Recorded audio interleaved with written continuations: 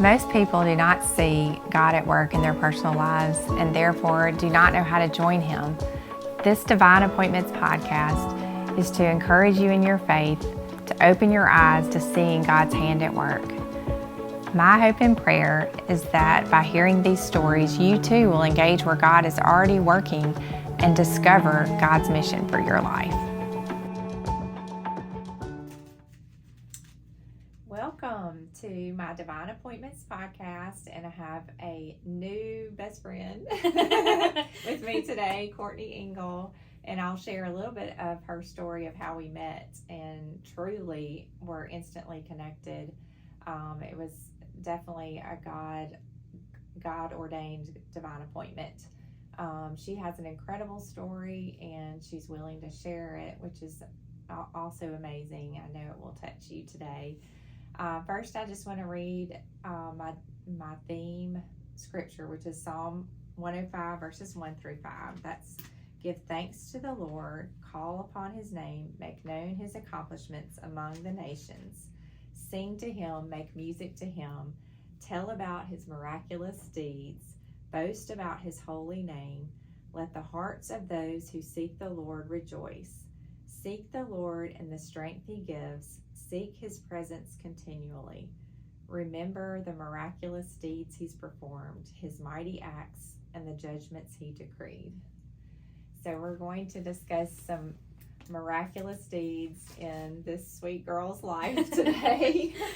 And I first just want to introduce you. You are a freelance writer. Yes. That's one title. Mom, wife, caregiver. Yeah. Any other titles? I hope not. But incredible, strong woman in her faith. We met at Park Place Baptist Church recently. I was asked to do a women's luncheon. I guess, what was the title? It was our Tablescapes event. Tablescapes. Yeah. They had fancy table decorations, and it was a great time because I have so many friends there and new friends there. But I had really what I was going to talk about that day, and then I had this overwhelming burden that I couldn't explain until later, that I was supposed to share about my dad. And there were no recordings, and there were no chances that would have been broadcast, and I just felt like there was some reason that I was supposed to talk about my father. And I really don't want to frame this in, that he was an alcoholic, because I hate that being the title, as if he has no other titles. Right. My dad was a wonderful mentor and guide. I would say he just struggled with substance abuse, alcohol and prescription drugs. And I did not for a long time think that it was my story to share. And my dad's deceased. He died at age 52. And there's a little bit of embarrassment, I think, from sharing a story like that and how he died. And I, for a long time, struggled with, for some reason, that I was associated with that, and that it was my identity too. I don't know why that doesn't make sense mentally, but for me, it's like distancing in a way from that situation. But it has opened my eyes with patients and families, and knowing the struggles that are going on behind the scenes that people. So I felt like God was calling me to be obedient and sharing that story.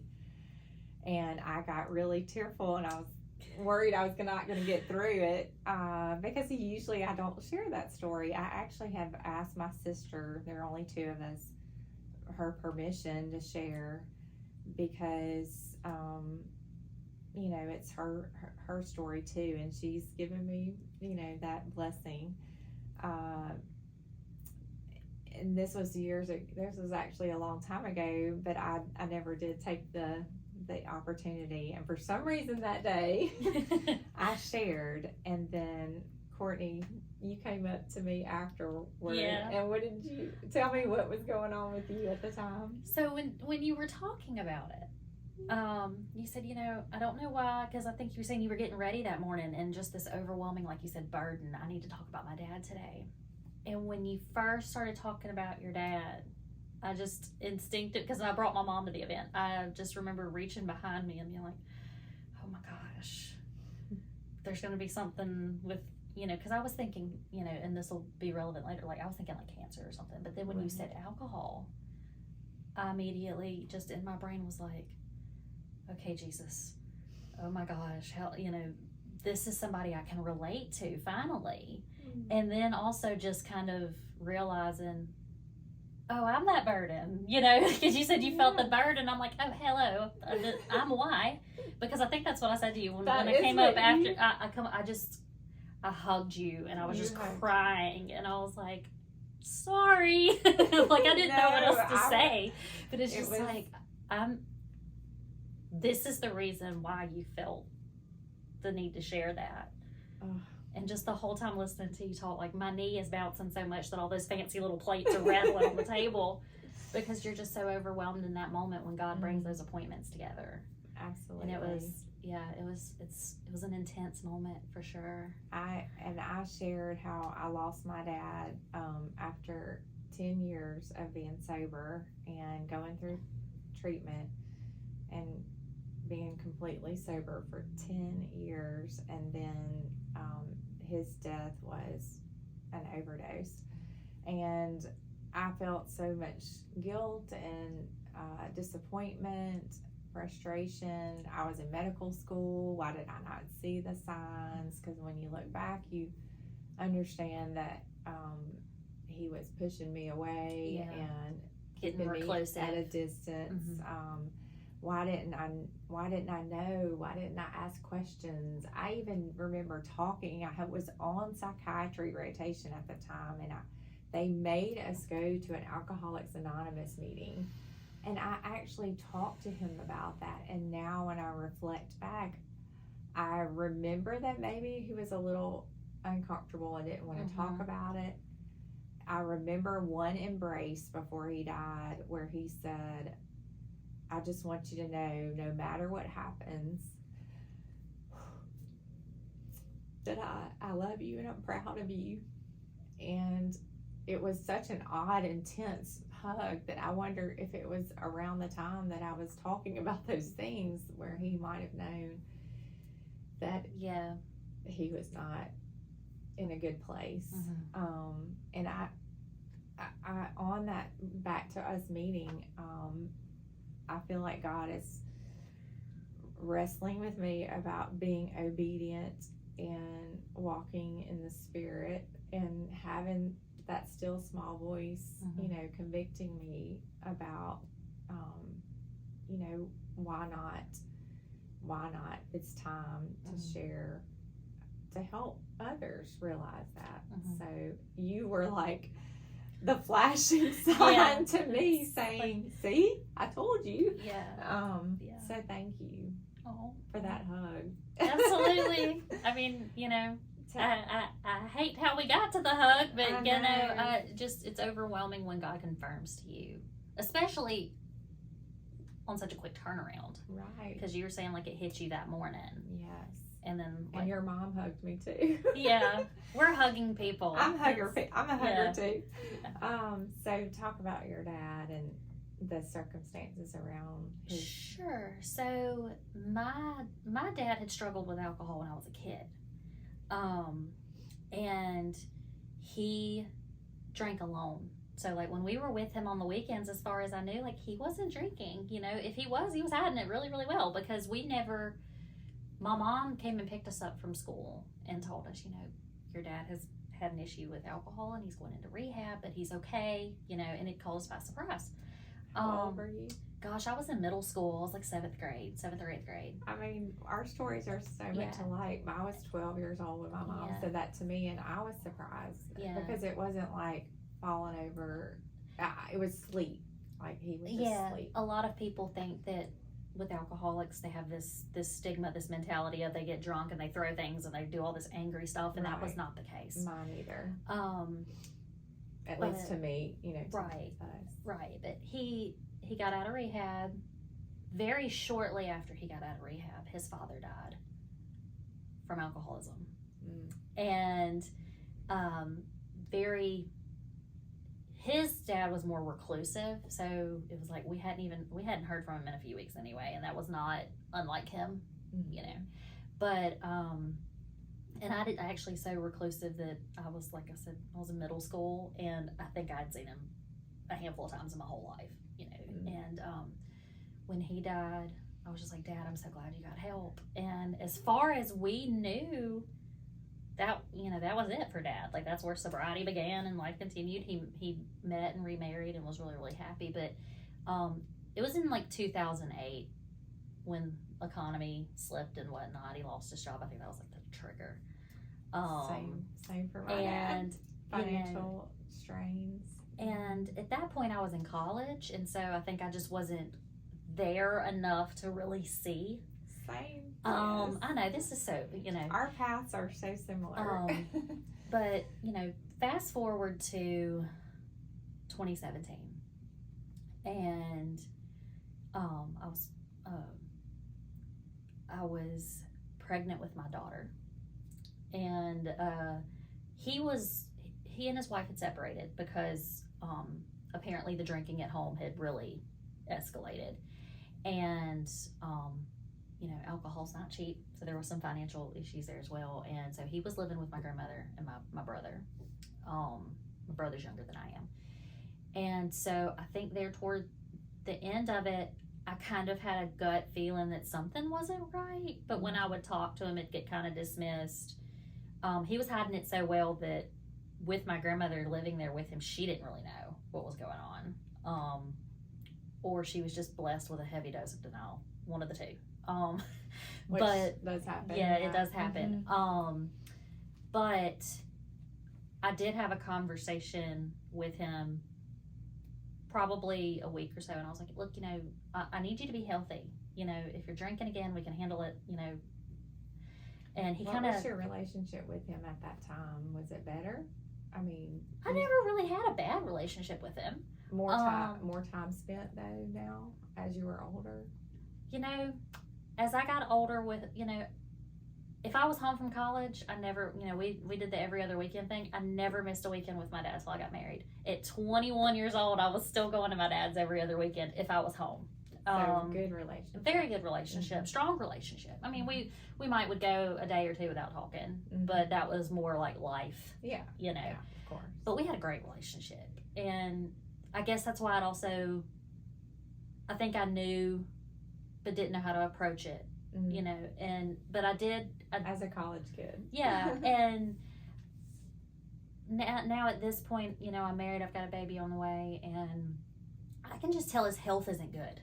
Right. You know, and I was like, you know, Dad, have you considered getting help? You know, and he's like, I've done that before. I don't feel like we're there. It's not an issue, you know, that kind of thing. But a few weeks later, my grandmother called me and she was like, your dad wants to go to rehab, so you need to come get him. And I'm like, cool, 34.5 weeks pregnant, don't know how I'm gonna handle this. But I had been speaking with some people at a rehab center about, you know, what do I need to do in case this door does open? What do we need to do? The college daughter. Yeah. Well, at this point I was married and we had moved back up here. Okay. Yeah, so I had finished grad school, married, pregnant, living up here, and up here from Hattiesburg, I should say. But so I'm, you know, organizing everything the best I can, and he was in bad shape when I got to his apartment. He was in real bad shape. So transported him to the hospital, and you know, he was going through the full DT, the detox symptoms at that point, the vomiting, and he actually did have a seizure in the car with me.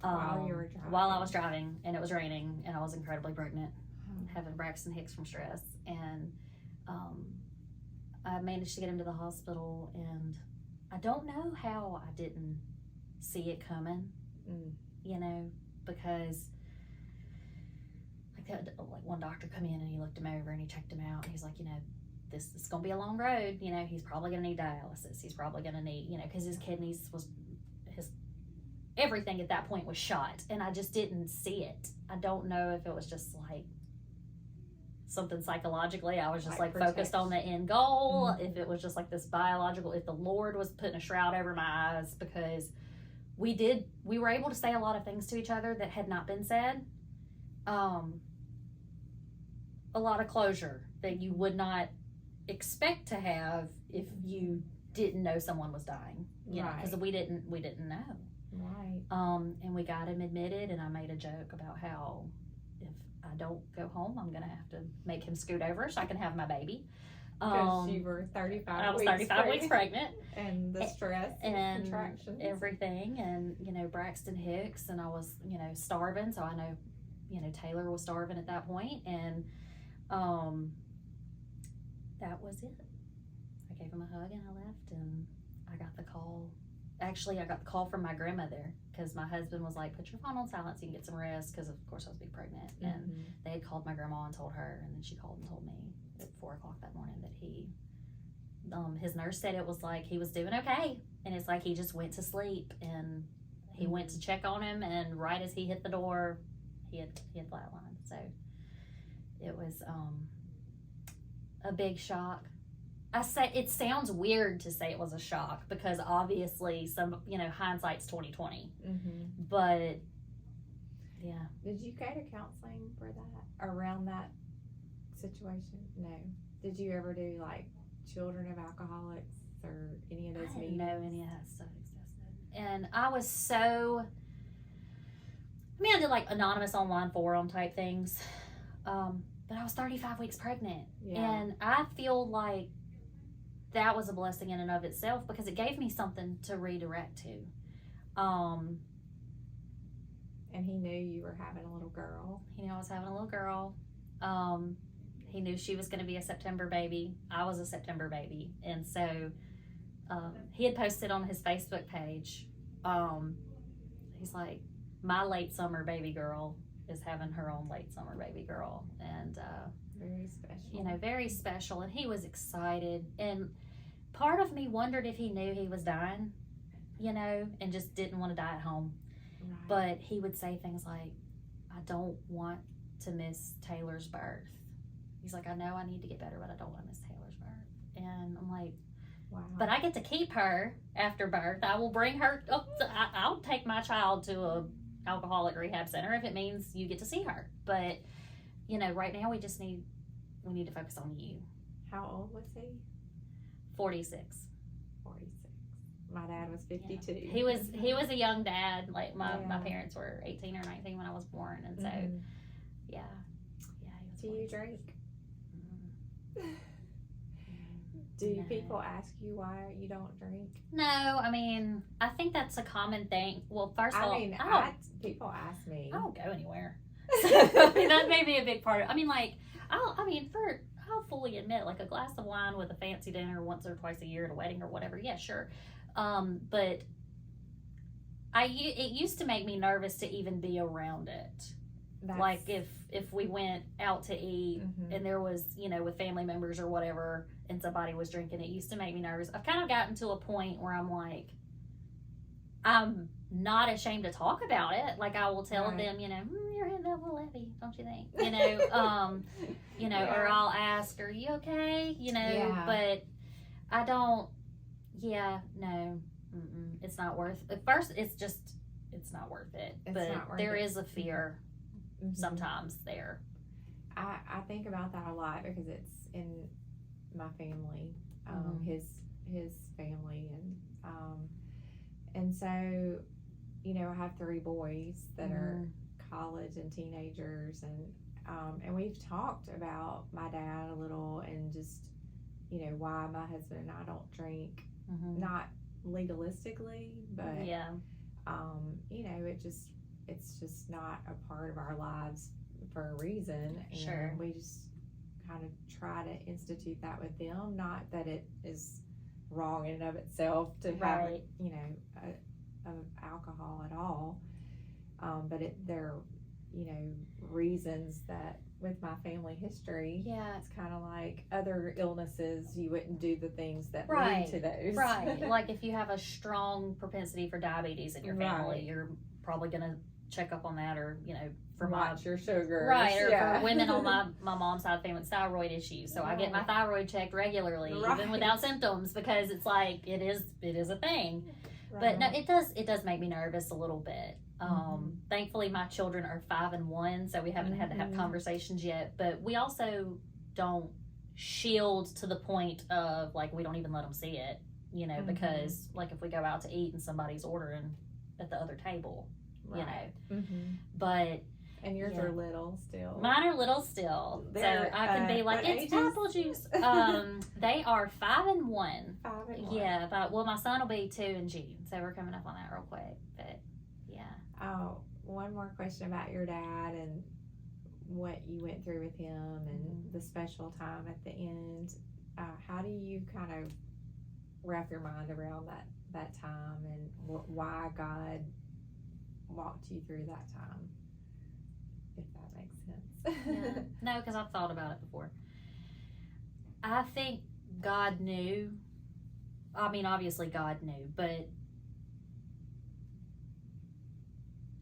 if I had not been able to tell him some of the things that he otherwise would have taken to the grave, I don't know how I think the closure end of it for me would have been a lot tougher. Because he was such a great dad, and he was so much fun. He was the fun dad, I will admit. Like if I had, and I don't say this with any kind of guilt, because my dad would agree with it. If I needed a father moment where there's like discipline or structure or something like that involved, I went to my stepdad. But my dad gave me 2 pieces of advice. Be serious about having fun. And the best way to avoid a trap is to know it's there. And so, wow. My dad that was kind of prophetic. Right. And so that's always stuck with me. But I did crave that, serious dad from him sometimes. And that last 24 hours, that's what I got, because he would say things like, oh my gosh, I've screwed up so much in my life. I'm so sorry, dealing with a lot of guilt. And I'm like, Dad, that's not what we're focusing on here. We're just going to get you better, and things will be better. And I think that why I always hesitated to talk about this is because I want to remember him. I don't want him to have that title, like I said earlier. He was an alcoholic, and that's how he died. Because my dad was a good dad too, and he believed in me. He was an oral surgeon. I worked in his office with him, and he gave me the love of medicine, and that's why I went into medicine. And he was fun, and even today, certain movies or things that we do, I would be like, oh, my dad would love this. He would love to share this, or he would love to see my boys, because he didn't see my children. And I still have those moments. Yeah, I still have them. And like, especially with my son, he would have been tickled to death over the fact, well, not even just that, but the fact that my daughter is a September baby, my son is a June baby. I was a September baby. My brother was a June baby. We have the exact same age gap, crazy. The same like three and a half-ish years. Did you plan that? No, that's a whole other testimony because Jacob was not planned. And be careful what you speak over your kids, because Jacob's the one who wrestled with God. That's right. And these little feral pandemic babies, they do not play. There was nothing that could have happened that could have prepared me for Jacob, but he looks like a little blonde version of my dad. Aww. And so he'll smile or something, and I'll be like, okay, yeah, Dad would have loved that. That would have eaten him up. And he would have loved Taylor. And just, yeah. And there's a big stigma around alcoholism in Christianity too. Yes. Because my dad was a believer. He wasn't going to church when he died, but after he died and I was cleaning out his room. He went to I just lost the name of it, Pine Lake. Mm-hmm. He had gotten saved. He had gotten baptized, Mm-hmm. and they had them sign this little thing, like a little certificate, the day that they were baptized. Mm-hmm. That was like a signature of their profession of faith. Mm-hmm. And I'm not one of those that's real legalistic about tattoos. So I actually have I have like it's 3 hearts, me, my brother, and my dad, but you see my dad's is broken. That Aww. the little C there, that's his signature. That's his handwriting where he had signed his. Wow. And so I kind of try to, that's one of those child of an alcoholic thing that you kind of have to work. But I highly recommend grief counseling. I do. And I recommend it coming from a place of I didn't do it. Right. But I could see where I had to go through a lot of hard things that I don't want anybody else to have to go through when it comes to the grief journey, especially being postpartum on top of that. Oh, I can't. Because imagine. I had postpartum. We had my dad's funeral, and then I had my daughter 27 days later, and I had a lot of postpartum issues, and I had actually developed a stomach ulcer from the stress, I guess. And I think I related it all as grief, and I didn't even realize that I had postpartum depression until 4 years later. I had my son, and I was like, oh, that's what that was the first time. I thought I was just grieving, but just layers of stress on you. Yeah. Getting to the point of, you mentioned financial stress, marital stress, that brought on his relapse. That's exactly what brought it on for my dad.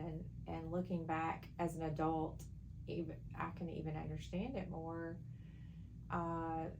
Failures, and then not wanting to admit failures and get help, not wanting to ask for help. My dad was very like, I got this, and the whole tenets of AA is admitting you have a problem, right? One.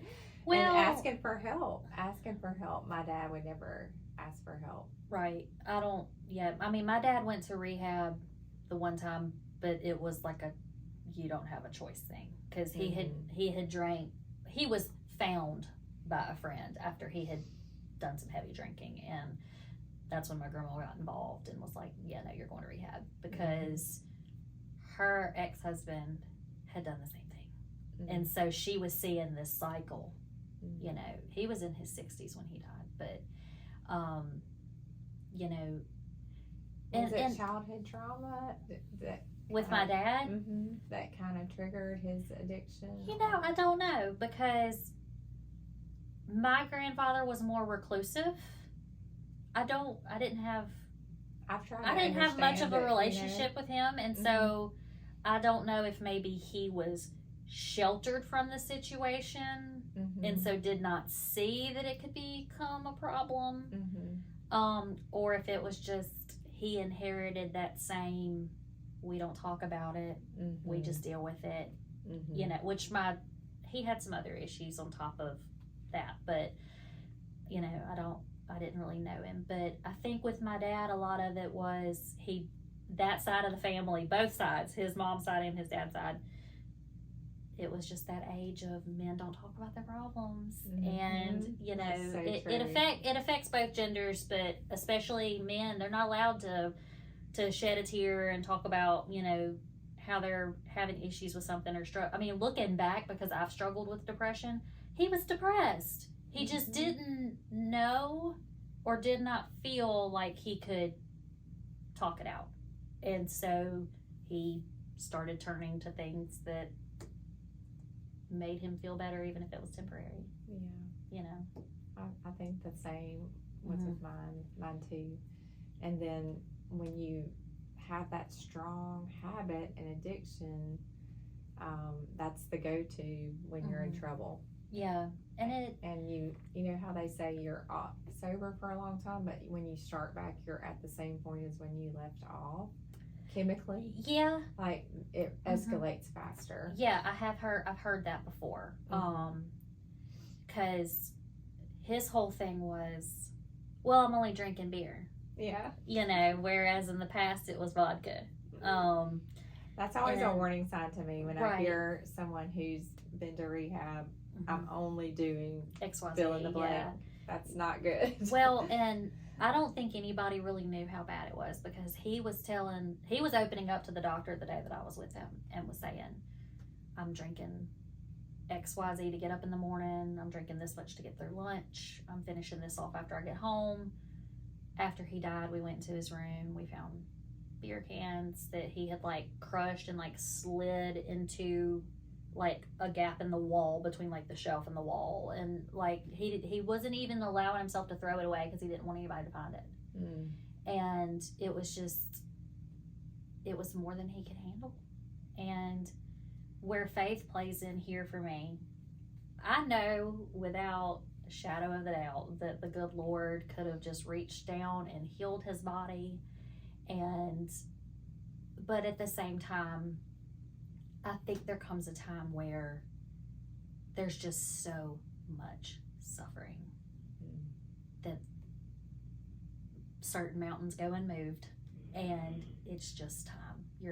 The Lord chooses to deliver them from that fleshly hurt, because it's so just true. Something that, had he lived, he would have not have been in the condition, because he was going to lose a kidney at least, from what the doctors, what we learned after the fact.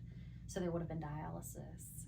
He was overweight. There would have been a lot of issues. He wouldn't have been able to keep up with his grandbabies. And that would have just been even more suffering, and I think even more scars in a way. Of course, it took me a very long time to get there, because obviously I would rather have him here with me, but I think it at the end of it all, it was merciful. Oh, that is so true, Courtney. I feel the same way about my dad when I've taken my mind down where it would have gone if he had not died but survived an overdose. It would have meant rehab again, and losing more of your livelihood, your career, destruction, loss of probably marriage, just loss. And he was there, like they were separated. I do think it was merciful. And I people have asked was it intentional or not for my dad. I don't really know where he was mentally in that moment, but I feel like it was mercy from God. Because I struggled with that for a little while. I was like, technically he drank himself to death, so is this suicide? Like, because he made a comment one time, and he wasn't, I don't know if he was drinking at the time or not when he said it, but he made a comment one time. He was like, no, I'm not getting old. I don't want to do that. I just want to go out with a bang. And, but he was, dark humor runs in the bloodline on that side of the family. And so I was just like, all right, Dad, whatever. And I wasn't pregnant with Taylor or anything at that point. So I don't know if he was just spouting off stuff to get a shock out of people, because that's what he does. But I remember thinking after the fact, I was like, he didn't get old. Like, he really, if that was something he wanted, he didn't get it. But it just, you think about, okay, well, is it suicide then? Where was he in his faith? Why didn't he have enough faith to get over it? Because that's some denominations, some misinterpretations of what you learn as a child. That's what I thought. Like, well, if you got enough faith, why can't you just get over it? And it just, it, again, spiritual hindsight's 20/20, but it's just, it needs to be talked about more, because I don't even know how to finish talking about it. It's an ongoing, because as a child of an alcoholic, an adult child of an alcoholic, the story didn't end when he died. It started for me. So it's, Well, Courtney is an amazing person, and we have so much to talk about in her life that I'm thinking this is a 2-part session. So I'm going to close with this, and thank you for sharing about your dad. And then I'm have a part 2 to talk about Taylor, her sweet daughter. Yeah. So thank you for watching Divine Appointment. Thanks so much for watching this episode. Now you engage where God is at work. Please make sure to like and subscribe so you will be notified of future episodes.